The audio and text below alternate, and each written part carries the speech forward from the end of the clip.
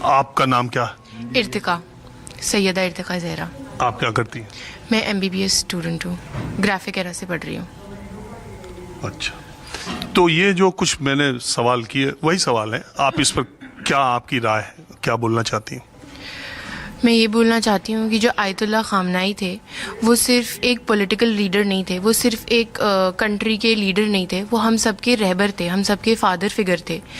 He only not provided us with spiritual guidance but also educated us. He has written so many books. उन्होंने इतनी सारी किताबें लिखी हैं, कुरान की तफसीर लिखी हैं, इतनी मास लेवल्स पे लिखी हैं, और इतनी मास लेवल्स पे उन्होंने विमेन राइट्स को प्रमोट किया है। वो हर अपनी स्पीच में बोलते थे कि औरत एक फूल है, मतलब treat a women like you would treat a flower. मतलब आप एक फूल के पास जाओ तो आप क्या चाहते हो, आप उसके वास्ते खुशबू आए, तो कभी उसे मुरझाओ मत। कभी जो ऐसा प्रमोट किया जाता है कि विमेन राइट्स लिबरेशन और ये सब जो भी सब ने स्टेटमेंट्स दिए हैं वो ये सब गलत हैं, क्योंकि ऐसा कुछ भी नहीं होता। ईरान में बहुत ज़्यादा विमेन राइट्स हैं, और जो उनकी बेटियां थी खुद डॉक्टरेट डिग्रीज थी उनके पास, उनकी वाइफ जो थी हाईली एजुकेटेड थी।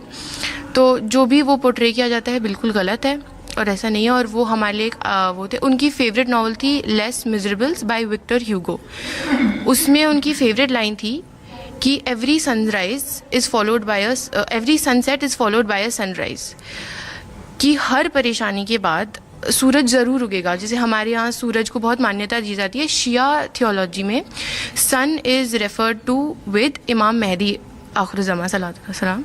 उनको ये बोला जाता है कि जब भी कुछ परेशानी होती है तो हमें हमेशा इमाम ज़माना की तरफ फेस करना चाहिए। ऐसे ही हमें आयतुल्लाह खामनाई सिर्फ लीडर नहीं थे, वो नायब इमाम थे, वो डेप्यूटी थे उनके, वो उनके रिप्रेजेंटेटिव थे इन दिस वर्ल्ड। बिकॉज हर किसी को लीडर की ज़रूरत होती है। आपका भी कोई लीडर होगा, हमारे भी लीडर हैं। मेरे को मौलाना साहब ने ही कुरान पढ़ाया है, मुझे सब उन्होंने ही पढ़ाया है। उन्होंने हमेशा ये बताया कि जो आपका लीडर है वो he is of utmost importance, मतलब उससे ज़्यादा इम्पॉर्टेंस, और मतलब जो वो कह दे इट इज़ लाइक पत्थर पे खींची हुई लकीर। तो आप ये सोच नहीं रही, पूरी दुनिया में एक बहस यही चल रही कि ये इस्लामिक कंट्रीज, ये मुस्लिम यूनिटी, ये ईरान के मसले पे कहाँ चली गई? देखिए, ये सिर्फ आज की बात तो है नहीं। 1400 ईयर्स अगो जब इमाम हुसैन करबला में थे तो किससे लड़ाई हुई थी उनकी? यजीद। वो कौन था? वो एक खलीफा था, मुसलमानों का ही खलीफा था। जब उन्होंने हमारा साथ तब नहीं दिया, जब उन्होंने हक़ का साथ तब नहीं दिया, तो आज हम उनसे कैसे एक्सपेक्ट कर सकते हैं कि वो हक़ का साथ दें? तो आप ये मानती हैं कि ये जो अमेरिका की हेजेमनी, उसका जो डोमिनेंस पूरी दुनिया पर है, अब वो इस्टेब्लिश हो गया? अब आयतुल्लाह खामनेई के बाद दुनिया में अब नेता या मुल्क के तौर पे कोई नहीं है जो अमेरिका के सामने तन के खड़ा हो जाए? नहीं, ऐसा कुछ नहीं है। इन्ना माल युसरी युसरा फ़इन्ना माल युसरी युसरा कुरान की एक बहुत फेमस आयत है। हर हार्डशिप के बाद ईज़ आती है, और इंशाल्लाह इतनी अच्छी ईज़ आएगी कि ट्रम्प की डोमिनेंस तो कुछ भी नहीं है। इंशाल्लाह इतनी जल्दी उसको शिकस्त किया जाएगा, उनको इतनी जल्दी ख़त्म किया जाएगा कि उनको समझ ही नहीं आएगा कि हमारे साथ क्या हुआ। बिल्कुल भी ऐसा कुछ नहीं है, वो जल्दी ख़त्म हो जाएंगे। ये जंग में तो ईरान कमज़ोर पड़ता जा रहा है, सारे लोग कह रहे हैं। आप एक अपनी उससे देख रही हैं, कहीं कोई अकेला पूरे दुनिया में पड़ गया? इमाम हुसैन अकेले थे, 72 का लश्कर था सामने, बहुत ज़्यादा 9 लाख का लश्कर था। उन्होंने तब अगर हम कमज़ोर नहीं पड़े, उसके बाद हम बीबी ज़ैनब सलामुल्लाह अलैहा थी, चौथे इमाम थे जिन्होंने मैसेज स्प्रेड किया, तो हम अभी कैसे कमज़ोर पड़ सकते हैं? आपका नाम क्या है? जी, सुबीना जैदी। आप क्या करती हैं? मैं एज ए चेयरपर्सन हूँ। चेयरपर्सन? एज ए चेयरपर्सन हूँ, नौगावा सादात नगर पालिका अध्यक्ष हूँ।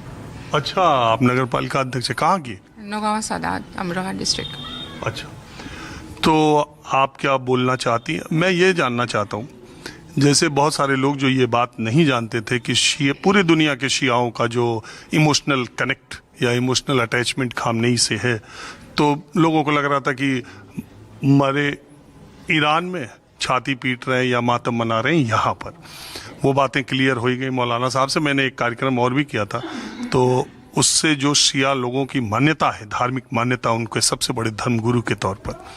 लेकिन एक दूसरी बात ये भी उभर के सामने आ रही है कि जरूर इस मुल्क ने कुछ तो इस नेता ने या मुल्क ने किया होगा जो इसकी वजह से पूरी दुनिया में कोई आवाज उस तरह से विरोध भारत ने भी कहा है कि पवित्र रमजान के महीने में ये जो कुछ भी हो रहा है ये जल्दी से खत्म होना चाहिए।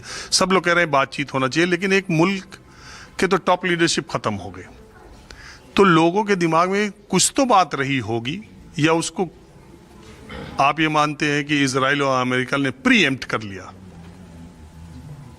ये मुझे आपका सवाल समझ नहीं आया। कुछ तो ईरान की तरफ से भी गलतियां ऐसी की गई होंगी, या आने वाला कोई खतरा भाप करके अमेरिका इजराइल ने ऐसा किया और पूरी दुनिया चुप है? ऑब्वियसली अमेरिका डर गया, तभी तो उन्होंने ये कदम उठाया। मुझे अभी समझ नहीं आया। आपको ऐसा लगता? अच्छा, आप खामनेई साहब के बारे में कुछ बोलना चाहती हैं तो बोलिए। अभी कुछ नहीं, आप इससे पूछे जो पूछना है। जी पूछिए, यही सवाल जो एक बार दोबारा पूछ लीजिए प्लीज।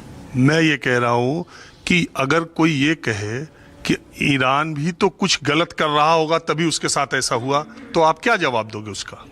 नहीं, गलत नहीं। देखिए, जिस चीज़ को मैं गलत देखूंगी उस चीज़ को हो सकता है आप गलत ना देखें, या जो मेरे लिए सही है वो हो सकता है आपके लिए गलत हो।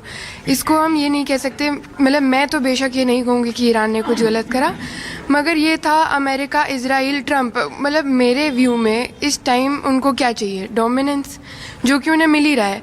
अब ईरान जब नहीं कर रहा था बाओ, आपने खुद बताया इतने मुसलमान देश हैं, इतने लोगों ने मतलब अपना वो हाथ खड़ा कर दिया कि चलो ठीक है।